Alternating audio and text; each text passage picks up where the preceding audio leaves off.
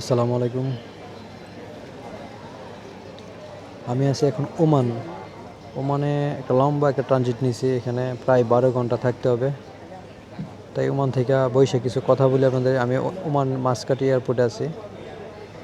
তো আমি গত মাসে 21 তারিখে কাতার থেকে শ্রীলঙ্কা গেছিলাম। শ্রীলঙ্কা থেকে প্রায় 4-5 দিন থাকছিলাম ওইখানে। থাকার পরে থাইল্যান্ড থেকে বাংলাদেশ থেকে তারপরে আজকে আসি ওমান। আজকে হলো 21 তারিখ। তো গত মাসে 21 তারিখ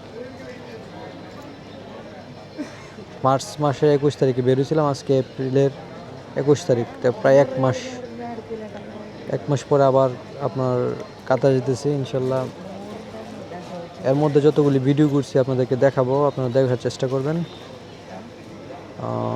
আরও সামনে বিভিন্ন দেশে যাব চিন্তা ভাবনা আছে।